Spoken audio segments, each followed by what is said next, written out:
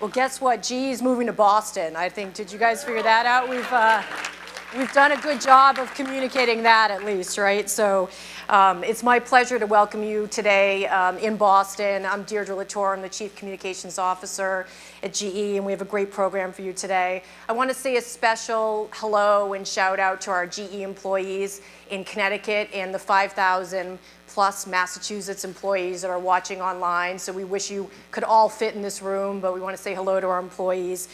We're really excited to be here today to provide some more details on the move of our HQ to Boston, an update on our plans, and talk a little bit about our commitment to the city.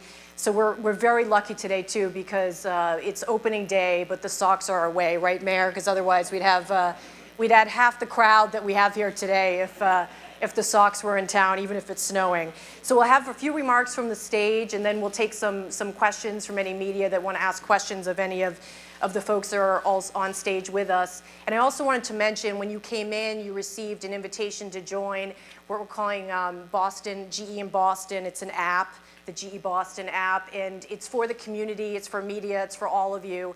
And really what we hope with the app is just to communicate often and be transparent about the move and give you lots of good details, big and small. So please download it in the iTunes store, and we'll do that. So we have with us here today Jeff Immelt, the Chairman and CEO of GE, and we're very honored and lucky to have Governor Baker with us and Mayor Walsh. So I'm going to throw it right over to Jeff. Thank you. Thanks. Good afternoon. I can honestly say we didn't move here for the weather, guys. It's great to be with you here today. I want to say a special thanks to the governor and the mayor for being here, and I want to welcome all the other political leaders. There's many here today. We're really honored by having you here, so I want to say thanks for that. We have quite an assortment of the GE team here today. We've got two of our vice chairmen, business, John Flynn, our healthcare business, Russ Stokes, Energy Connections, Bill Rue runs our digital business, Mary Rose Sylvester runs Current, and Sue Siegel runs our ventures business. Just raise your hand if you would, guys. Welcome.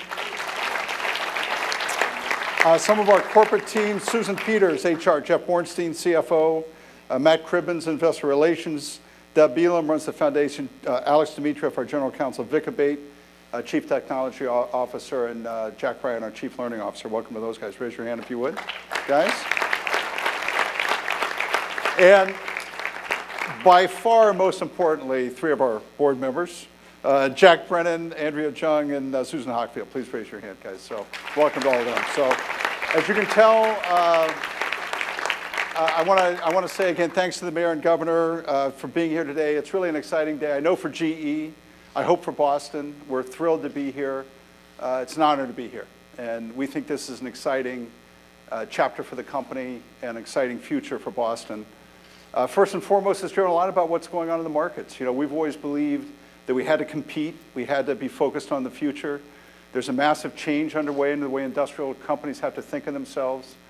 We call it, being the digital industrial, the collision between physics of historical products we've done for 100 years and everything that is around analytics and the industrial internet. This is real. It's happening as we speak. And in many ways, our move to Boston really signifies our intent to win and our intent to make this a big thrust of the company's future. Around GE, I always say to the team, why not us? We look at this as another important pivot for the company going forward. Now, if you look back 25 years, let's face it, Silicon Valley and Seattle won the consumer internet. There's no reason why Boston couldn't have played to win in that period of time. The next 20 years are going to be about the industrial internet. It's your time to win. That's why we're here. We want to be a part of it. And we think this is a big thrust for the town. So that's kind of, first and foremost, I'd say, why not us? Why can't we do this? The second piece, I think, is just the way we redefine how we work together. GE is a big company, $130 billion in revenue, more than 300,000 employees, 180 countries, 8 businesses. We want to run headquarters with 200 people. We want it to be surrounded by labs. When I was growing up in GE, kind of the headquarters was like a temple for reviews, right? It was like where you'd come and offer your wares. You get thrown out sometimes. Sometimes you'd get asked to stay. The future is really more about being a centrifugal force for ideas. We're going to redesign how we think about our work here in Boston. It's going to be higher tech. It's going to be a part of the community. It's going to be 200 headquarters people surrounded by another 600 people that are in labs, really working on the next gen, life sciences, digital, robotics applications. We're really committed to building the next generation of manufacturing. That's important for the company, and that could be done in Boston as well. So we see this as a big change for our company going forward. We like Boston, first and foremost, because you're in the heart of the academic intellect of the world, and we think we can really be a convener. You're in the heart of great venture capitalists and entrepreneurs. We think we can feed off that to make us hungrier and more entrepreneurial, faster, more paranoid. We think that's really key. The other thing, I've spent most of my adult life understanding Boston or being around Boston. The other thing I like about Boston is you have a chip on your shoulder. I think that's an awesome thing. It's good for companies. You never feel like you're quite where you want to be. I love that. So we're happy to be part of this. So 2 big changes: industrial internet, rethinking how companies work. We want to be a part of that. We're proud to do that here in Boston. Now, just some of the specifics about what's going to happen. We know this is going to be good for GE. We also want it to be good for Boston. So first and foremost, we're going to build a new headquarters here in the Seaport district, 4-point channel along Necco Street. There's 2 buildings that are kind of the Necco buildings that are 2 existing Necco buildings. They're going to be a part of the site, part of the Boston Redevelopment Authority, and there's going to be a lot of work that gets done really in the Seaport to build better infrastructure that we're going to be a part of, but that we think everybody's going to be able to enjoy. It's going to be about a 2.5 acre campus. We're going to build a new building that's going to be really state-of-the-art right there on the channel. So between the 2 Necco buildings and the new GE headquarters, which we're going to build, it's about 300,000 square feet. It's going to house 800 GE employees from day one. We're going to start infesting the Seaport this summer, right? So you're going to see us walking around. We're going to move the offices in August. So we'll be in temporary setting for a period of time, but we hope to have the headquarters shortly. 300,000 square feet, like I said. My only requirement, I don't have an eye for it, we have better architects in the company, is that it has a G logo that you can see from Mars. That's my only, now this is going to be an open space. We plan on having it so that it can interface with the local entrepreneurial crowd, that there's really a kind of a walk-in type attitude. We're going to have a lot of the G technology, the G products that are going to be in the old Necco buildings. So they may look old on the outside, but they're going to have the state-of-the-art jet engines that people can see. So we want this to be very much an open atmosphere so that we're part of the community, part of the architecture. We think all in, we're going to invest about $100 million just in the physical space. Look, over the next 3 years, we think that our 800 people are going to create 4,000 new jobs in the Boston area, both temporary construction jobs and permanent jobs. We're really going to help build the ecosystem. Our sense is there's going to be more than $1 billion injected in the Boston community, a lot of it on a recurring basis.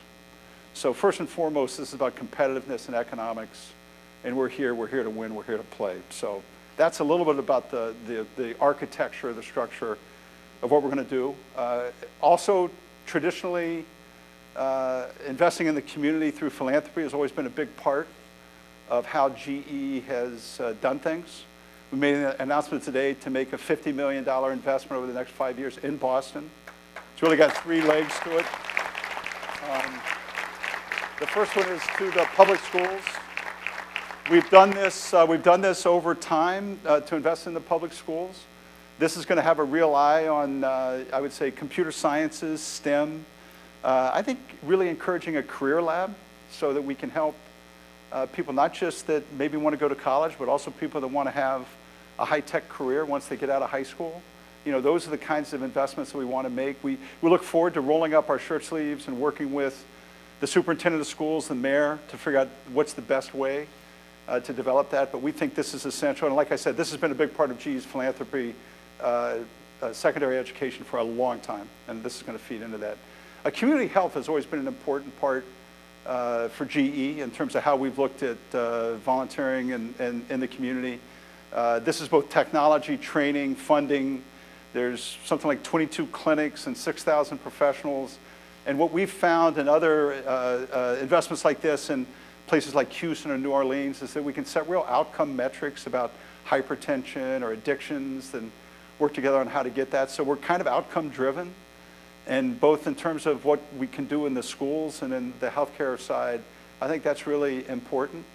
The third, so that's 15 million, 25 and 15, and then the last 10 million really feeds on an idea that the governor had as trying to do something outside of just the city of Boston, but to go out in the communities. And the idea here is to build really, I would say, career building investments in a couple different locations. We have a thing called GE Garages that we put inside the most modern additive manufacturing and some other tools so that local small businesses, people that want to be trained. And so this is a real outreach to the communities to say, how can we do a better job of skill building? And that's $10 million. So this is kind of day one, but look, I think beyond that, our team is generous with our time. All of us have been trained throughout our GE careers to give back. Volunteerism is a big part of the culture of the company. And so in addition to money, this is about people mentoring and doing things like that. So I think that's how we kind of start this whole process. So Boston Industrial Internet, important. New way to work, part of an ecosystem, important. New investment in the Seaport, big deal. We want to give back to the community. Those are my 4 messages. With that, we couldn't be more complimentary about the mayor and the governor in terms of their ability, desire to work with us. And we want them to be proud of what we do, and we're proud to be part of the Boston community. With that, I'd like to introduce the Governor, Charlie Baker, and have him say a few words. Thanks, Jeff. Thanks.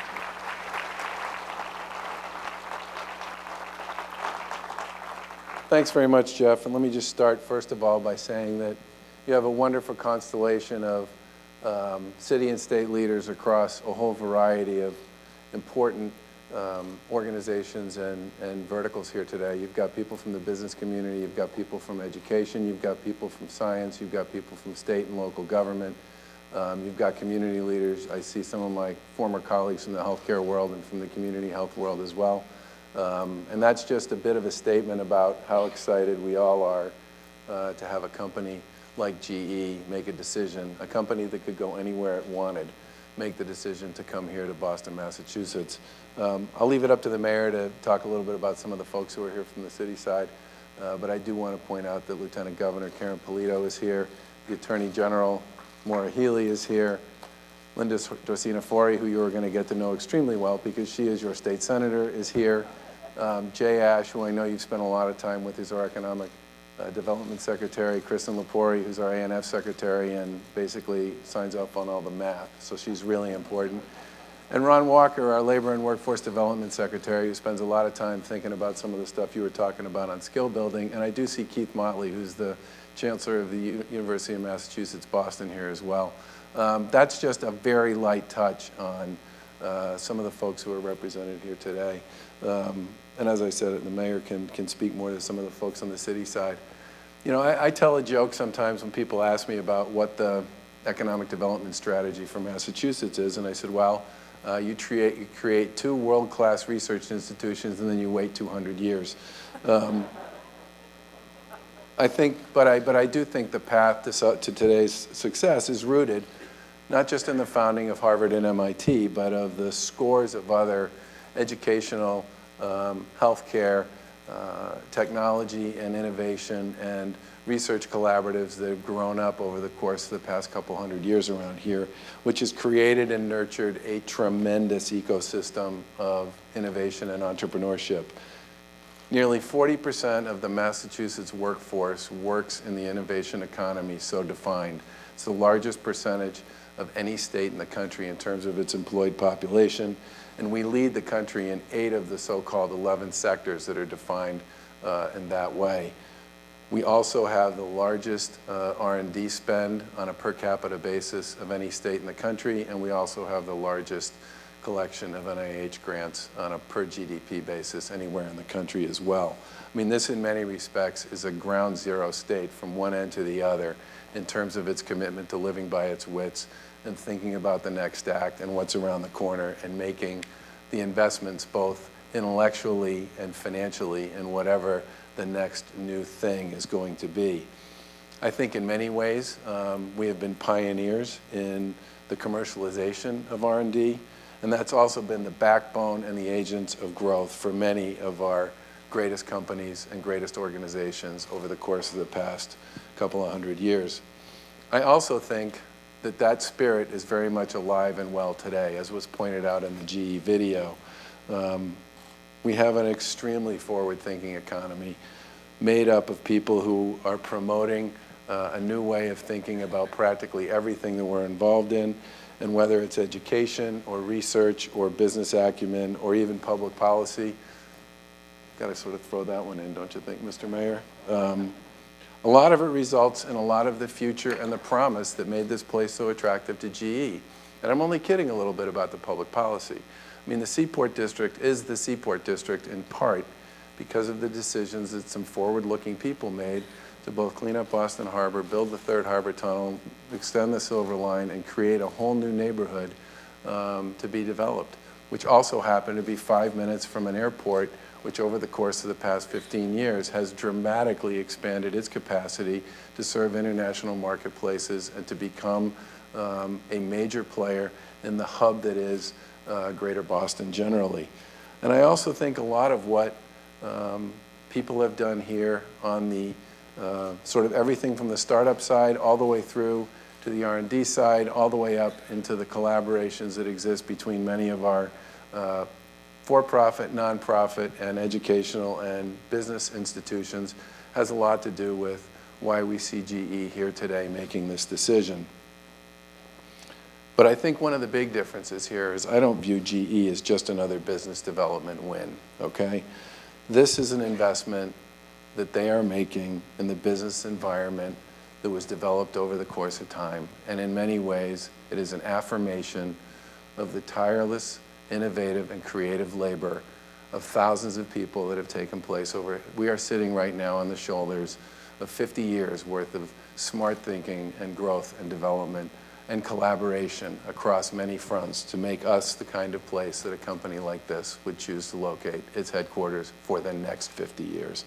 I certainly expect that their presence is going to drive exponential shifts in the way venture investment works in this town, startups, R&D, talent retention, and sort of all of the fields that GE occupies, and then some: healthcare, life sciences, physical technology, and analytical software, clean tech, robotics. I mean, you just name it. It's one of the things about a company that's got $350 billion in revenue is they play in a lot of spaces. And frankly, I truly can't imagine how you do that and do it successfully. But I think in many ways for us, it's a tremendous opportunity to partner with a company that not only has a lot of real capital, but as I said before, a ton of intellectual capital to help us find the best ways and the best opportunities to grow with them and to continue to be the kind of leading edge commonwealth that we've always been. I think in many ways, what happened last week as well over at MIT with the decision by the Department of Defense to make a big investment here in the next generation of fabrics and materials. That's about a $300 million national play that involves colleges and universities around Massachusetts, but also across this country, as well as about 800 businesses of one type or another. But it's going to be centered and headquartered here in the greater Boston area. And the reason for that, again, is because what the DoD was looking for was the type of collaborative spirit and innovative thinking that they found here with respect to that. We are also going to be playing in a major way in the expansion of MIT's Lincoln Labs, which is going to be a major force in cybersecurity, robotics testing, and technical materials research at the Natick Soldier Systems Center as well. The big point being, we have the platform that many organizations can participate in and benefit from. And there's no better opportunity than to have a company like GE spinning in that mix, walking out the front door, and as Jeff said when he was here a couple of weeks ago, taking advantage of the opportunity to have people who are literally in the same neighborhood say, here's what I think you're doing wrong and why, and having it be a conversation that's worth having and benefiting from. We also have pending, in fact, the hearing is tomorrow before the legislature, a hearing on a $950 million economic development bill, which includes a whole series of elements that are going to have to do with downtown development, regional development, housing development, and economic development. But within that is also a series of opportunities for the legislature working with the administration and the private sector to make some pretty important investments in a variety of sectors, some of which would be particularly interesting to GE. But the one thing I did want to mention is there's also a $75 million capital investment program to invest in our career and technical schools, most of which will be going into a number of the fields that a lot of the workforce, that not just GE, but other companies here in the Commonwealth, will be looking for as we move forward in this continued move toward smart machines and a different way of thinking about the digital and the industrial revolution. I do also want to say thank you to many of the folks who are in this room who were part of the informal but very effective marketing of Boston and Massachusetts to the folks at GE. You know who you are, okay? But your willingness to step up and to say that this is a great state and a great city and a great place to be, and the willingness that you had to put your personal reputations and your networks on the table as part of this conversation to help make this happen was an enormously important part of this scenario. I also want to thank the mayor. Mayor Walsh and I get a lot of grief about the fact that we seem to get along. I don't know why, to tell you the truth. That is such an odd thing in public life. I have a tremendous desire to see the city of Boston do well, and I know he has a tremendous interest in seeing the Commonwealth of Mass do well. We are, in many cases, trying to find the best path to success for all involved. And in this particular case, our teams worked extremely well together. There was never an inch of daylight between what the city was talking about and what the state was talking about. And I expect that, while that's probably a very small piece of the puzzle, I take great pride in the fact that several people have said to me that the ability of the state and local government to actually get its act together and speak with one voice was an important factor for GE as they thought about who they wanted to be partnering with on a go-forward basis. The one other thing I want to say, and this is just a personal note, and I mentioned this to Jeff the one time I did talk to him about all this. I think most of you know that I live in Swampscott, Massachusetts. My wife and I have made our home there for the better part of 25 years. And kitty corner across the street from our house is the town hall in Swampscott. And the town hall in Swampscott is actually the original home of Elihu Thompson, who was the chief engineer and chief scientist at GE for over 30 years. In fact, the creation of GE came about as the merger of two companies, one of which was his, in 1892. And I have always gotten an enormous kick out of the fact that the little town of Swampscott was home to one of the most important engineers and research scientists of the 20th century.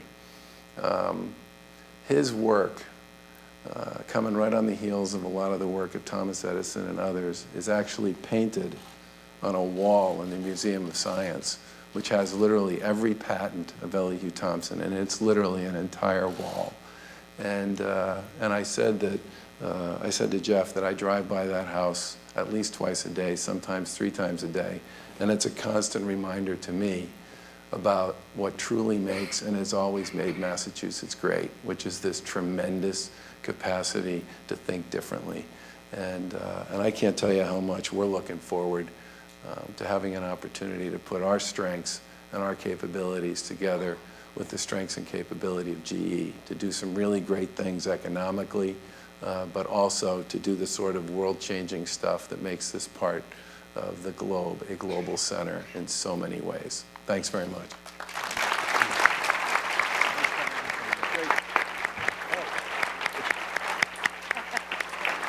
almost forgot. And now I have the great pleasure and the distinct honor to introduce my good friend and co-partner in crime on this, Boston Mayor Martin Walsh. Thanks, Gov. Thanks, buddy. Thank you very much, Gov. I appreciate that introduction. I also want to thank you, Jeff and Deirdre, for being here today. This is a great day. Today, we're here celebrating General Electric's move to Boston. And I want to introduce a few people as well before we get started, because as you talk about this is the team approach, and I'm joined by several members of the Boston City Council. The President of the City Council is President Michelle Wu's with us. Thank you, Madam President. City Councilor Billy Lenihan, whose district this is. City Councilor Sala Martina, whose district he wants it to be.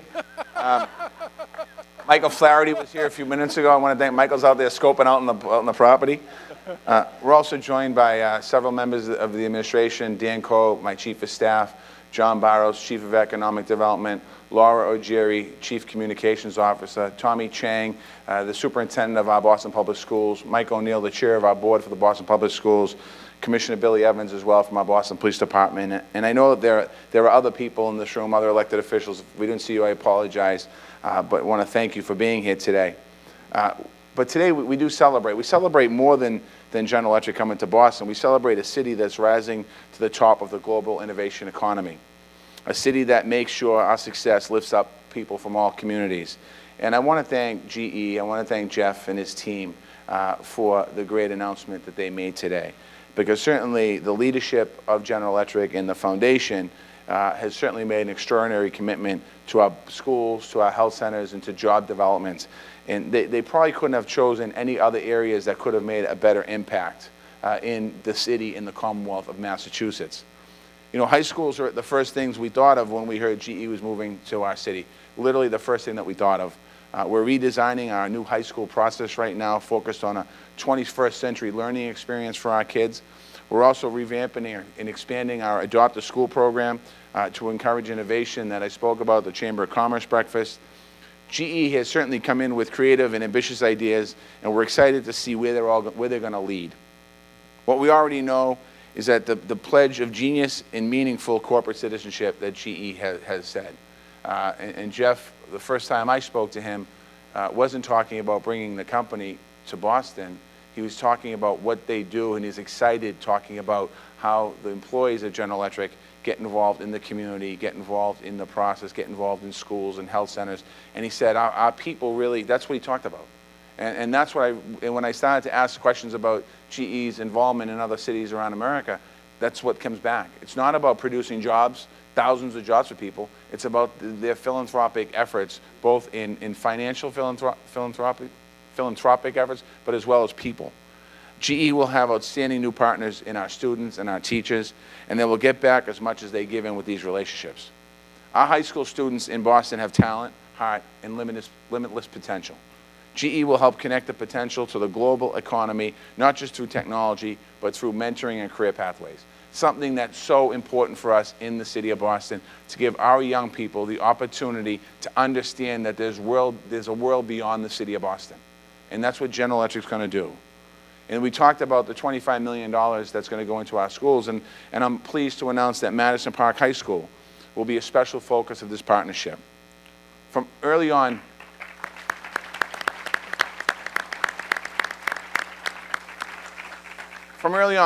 we saw that GE and Madison Park aligned together. There's an opportunity here with a new focus on our school. Madison Park has come a long way in the last 2 years. A lot of changes have happened in that school, and it's poised to take off to the next level. With GE's help, we're going to help reinvent vocational education for the 21st century. And when I say that, I don't mean in Boston, I don't mean in Madison Park or Boston. I'm talking across the United States of America. We have an opportunity here to work with General Electric to see how do we deliver school differently for our kids. How do we make sure that the future of America that's in our school system right now will have an opportunity to work at this great company. I also want to thank GE for recognizing the deep connection between healthcare and economic opportunities in our neighborhood. We are the medical hub of the world.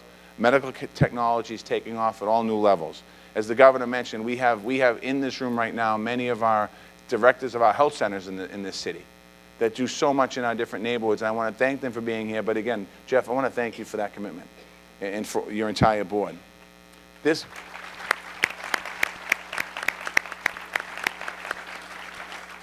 We know what this move means. This investment comes on top of what every analysis agrees will be a tremendous economic impact, not just in the city of Boston, but in the Commonwealth of Massachusetts.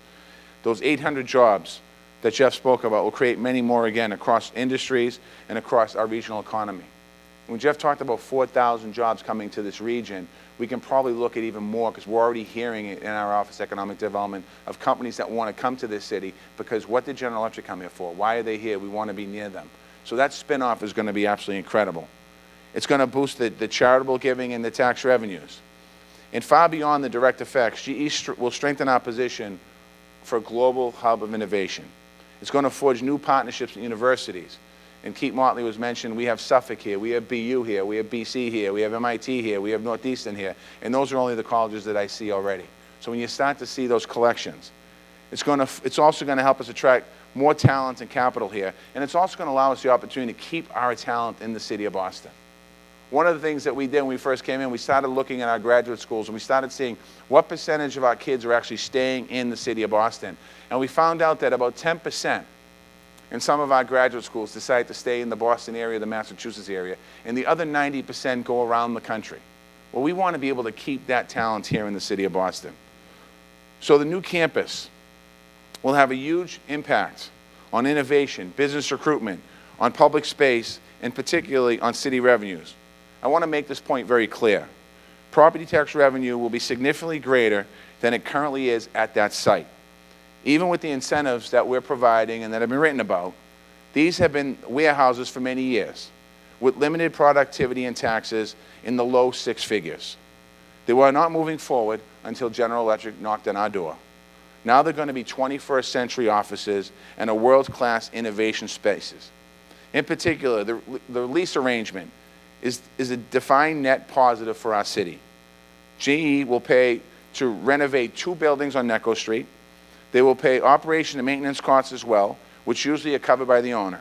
And when the lease is expired, the BRA will still own the buildings.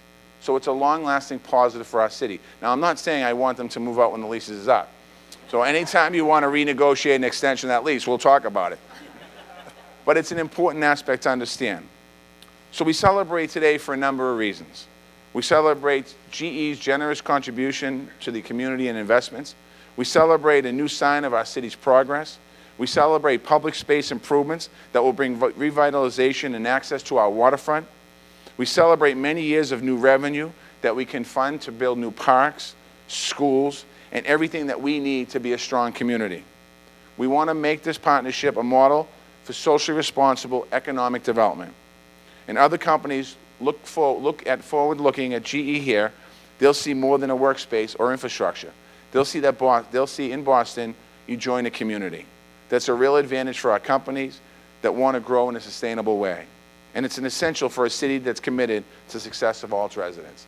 And I know that, in ending, I want to thank all of you that are here today. We know how exciting this is for the city of Boston. We know how exciting it is for the state of Massachusetts. But I truly want to thank Jeff and his team. And I want to thank Ann for the time that they sat with us and met with us, and we went down and we sat down.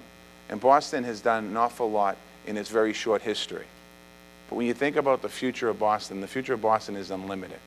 And today's announcement is another big step in showing just how great a city we are on a world stage. I want to thank you all. I want to thank Jeff, and I don't know if I'm taking questions or Deirdre's taking questions. I'm going to get up. I'm going to sit down, and Deirdre's going to take the question part. Thank you. That's great.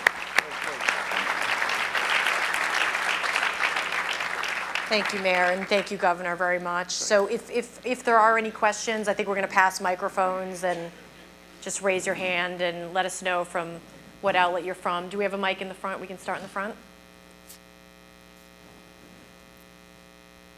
Yeah, hi, Steve Patterson, IDG. I can understand why you might put a lab here, but the management side, could you expand a little bit more about how you said you were going to rethink how you manage the company?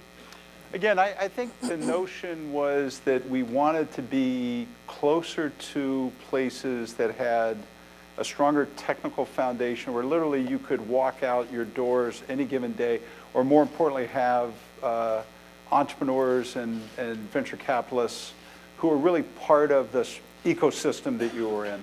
And I think that's basically our work today is almost all video, electronic. You could be almost anywhere, but I think it's more the proximity to where ideas are coming from that's really of value. Thank you. Hey, Scott Kirchner with the Boston Globe. We've been having a conversation in Massachusetts since the last administration about employee non-compete agreements and whether we should get rid of them or reform them. As you know, in California, people can go and work for GE or work for Facebook and kind of move around freely. If there was a change and we got rid of them in Massachusetts or changed the way we enforce them, do you see that as a positive or a negative thing for GE? Oh gosh, I mean, my HR leader's right here. She's probably going to kill me. To be honest with you, I think if you really have to worry so much about compete, non-compete agreements, you're going to ultimately not be very competitive. I think we follow the laws of what we're in. We kind of anticipate, whatever happens, happens. Sometimes we use them, sometimes we don't, right? That's the way business is done. But I always, when a good person leaves GE, I don't blame them, I blame their manager, So I think it's up to us to create the kind of workplace that people want to be at. Great. Thank you. Anyone else? Yep, right. Hi, Mr. Immelt. I'm Adam Riley. I'm from WGBH in Boston. Now that you guys are a Massachusetts company, might you rethink your opposition to the EPA's cleanup plan for the Housatonic River? Again, we have just completed a huge dredging project on the Hudson River. We spent $500 million on the first project on the Housatonic. It's our intention to work well with the governor and with the EPA to do another successful project on the Housatonic. We have a certain perspective on how we think it should be done, and we plan to stand up for what we think's right. But we've done more dredging than any other company on earth, I'd have to say. Oh, look, I mean, I think, like I said, I think we have a perspective on the right way to do it. We're always open to conversation, but we also have a great deal of knowledge on it that we want to apply. Really, we've done a $500 million project already on the Housatonic. Thank you. Next question. Hi there, Lauren Dezensky with Politico, Massachusetts. Hi. I'm curious, talking about your understanding of investment as well as the role that GE plays in the city, what role do you anticipate GE taking in the city's transportation infrastructure? I think we can all agree that the T probably might not necessarily be up to snuff to GE standards. I'm going to let the mayor answer that one. Okay.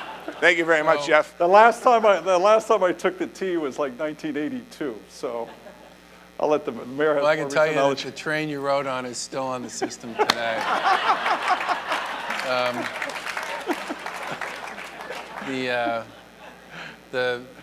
The strategy that we are taking, Jeff, which I think is the right one, is to focus on a lot of really boring stuff. Signals, some of which are 1910, 1915 vintage. Switches, which we're still 2 generations behind where a lot of other people are.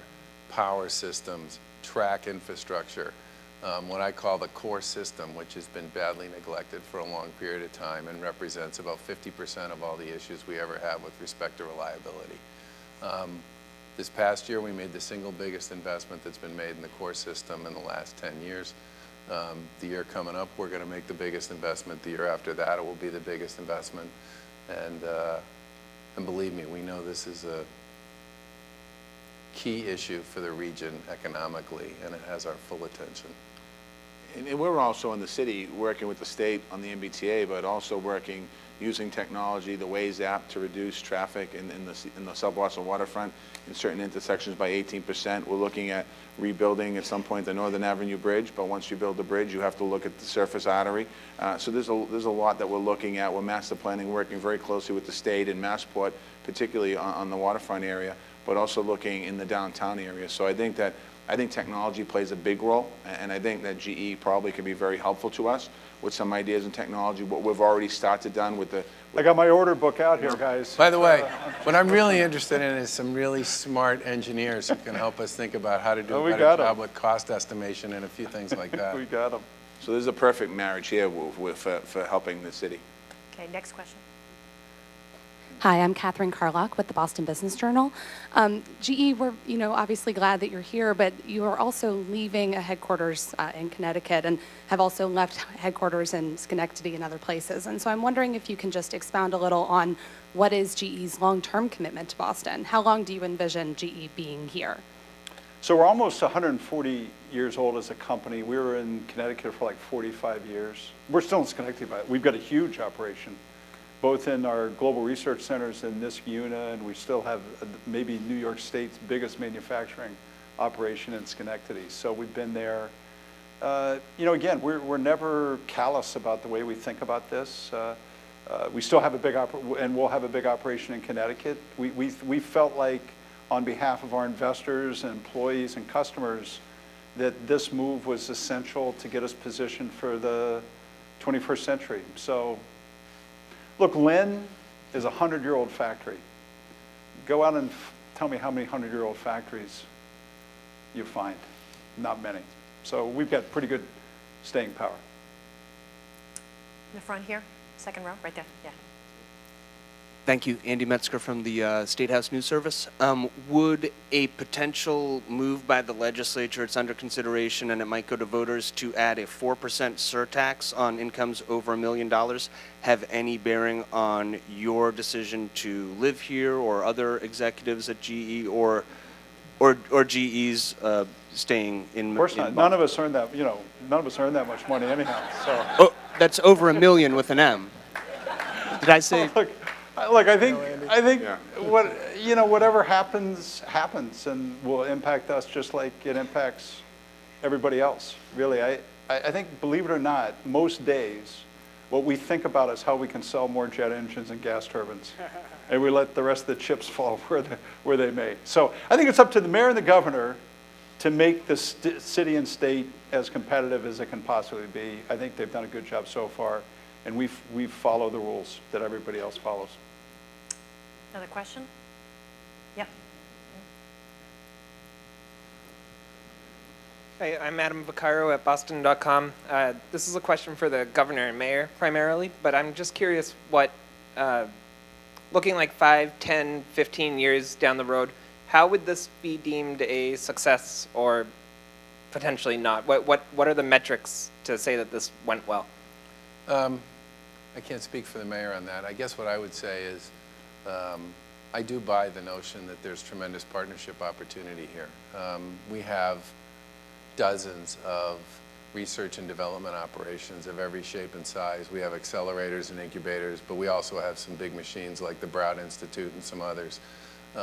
We have incredible collaborations going on between colleges and universities and businesses of one type or another all over the region. I mean, my view would be that, Jeff said at one point that he expected that the GE R&D community would be a major player in this region, and that for me would be a big sort of one way I would measure it. I mean, the connection that we believe is there, the synergy that's there, the collaborative opportunity that's there for a company with their scale to invest in this region's intellectual capital is a big part of what I see as one of the major collateral benefits. I think a second one, and I've heard from people in various places around the world about, GE went to Massachusetts and went to Boston, maybe we should be thinking about whether or not we need to be there.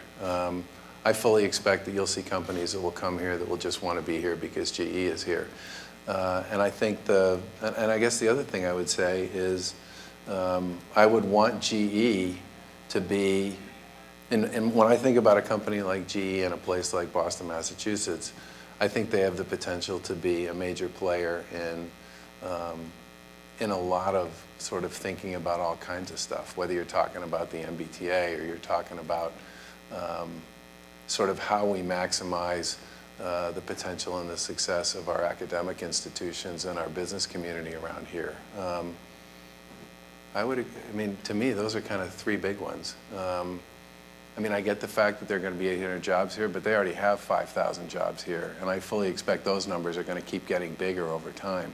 For me, the real sort of exponential benefit here is going to be in the partnerships and the investments that they make in a lot of the other institutions that are already here. I mean, I agree with everything the governor just said, and I think it's going to be 10 years from now, 15 years from now, we'll have better benchmarks. But when I look at the city now, we're #1 in a lot of areas. We're also #1 in income inequality. And GE was talking today about creating more opportunities, and the investment they made alone in the schools, the $25 million investment that they're making in the schools is going to go a long way. This is day one where GE came in and said $25 million. So to be able to match young people up with executives from the company and then also bring in all this new talent into the city, I think the way the number I'm going to look at is how many jobs have been created in that 15-year period, and what do we look wise when it comes to income inequality? Have we closed the gap? Because the way we close the gap is by producing jobs that people in our city can work in, and I think General Electric can go a long way in attracting, if not themselves, but other companies to come into our city that can help us employ people in every neighborhood in the city. Thank you. Yeah, right here in front. Anne-Marie has given you, yeah. Two questions. Do you plan on moving your training and education facilities out of Crotonville up here? And also, do you plan on having a stronger presence in the Metro West area outside of Boston at all? So I think the answer to your first question is no. I mean, we've got such an investment around training and education. You know, each of our businesses always does training, but we've got a campus and infrastructure that matters a lot. And then I think, you know, we've got our life sciences business here. We've got a number of different, oil and gas has a business here that's really out part of the western, let's say part of the city anyhow. And my expectation is that if this works the way we think it'll work, there'll be more GE businesses that will want to be kind of around it. And you know, I don't, you know, we don't have a set plan in mind, but I'd be surprised if there wasn't some knock-on capability here. Great. Couple more. Yep. Thanks, Ike. This is Kyle Kloss, Boston Magazine. How exactly will the BRA come into possession of the buildings on the site, and will they own them in perpetuity? Well, we own the land right now. I mean, we own the land right now. We're working out the final deal as far as how it works and how we move forward here. That's why we can't get into a lot of particulars around the deal. But we're working on, our teams have been meeting, General Electric's been meeting with the Boston Redevelopment Authority, and we're going to continue to work with the General Electric and BRA and to finalize it. I think that the intention right now is to, renovate 2 buildings and build a 3rd. So we're in the process of figuring how all that's going to play into it. Okay. Wait. Hi, I'm Bruce Gelman from WBUR. Hate to steal the punch bowl, but there are protesters downstairs. They say, why should one of the world's largest corporations have tax incentives? Why should the city make these breaks at a time when the schools are being cut, the budgets being cut severely, and as the mayor said, there's so much inequality, economic inequality in Boston. So the question is simply, you know, people look at this as a corporate giveaway. Those are their words. Let me just start to address that question before I turn it over. I think when you look at what we're talking about here on the investment side, I've already said this, we have a piece of land that's generating a 6-figure investment to the city of Boston, where we're going to get significantly more money to reinvest into our schools. Today, before we walked into this building, we didn't have $25 million reinvested in our public school system. Today we have $25 million over a 5-year period reinvested in our schools that wasn't there yesterday. There's an opportunity here for all that. When you talk about the budget crisis and what's happening in the school department, what we're doing is, and it's been, you know, we've been very vocal on it, very clear on it, is that we're looking at some inefficiencies in our school department and we're making adjustments. And we're going to continue to do that over the course of the next couple of years in the budgets. Our superintendent, they're looking at not just this year's budget, but next year's budget. We have a lot of, I could go on all day about our schools and talk about the inefficiencies in our schools and the better way of redirecting the money into our schools for better education. But what this does is this enhances the growth for the city of Boston, allows us the opportunity to get additional revenue into our city that we otherwise would not have had. Those buildings would have sat there getting in a very small bit of revenue probably for the next 10, 15, 20 years. There's an opportunity here bringing in one of the largest companies in the world to invest in our city. The spin-off of that for taxes, which will be reinvested back in our economy, back into our schools, our police, our fire, you can't put a figure on that. Look, I respect the question, and I empathize with the people that are outside, particularly today. They have to be dedicated. I think it's an investment the mayor and governor have made in this as a business proposition. It's up to us to prove them right as time goes on. I think as time goes on, your question will answer itself in terms of tax revenue, job creation, innovation, company creation, city growth, giving back to the community, schools doing better. I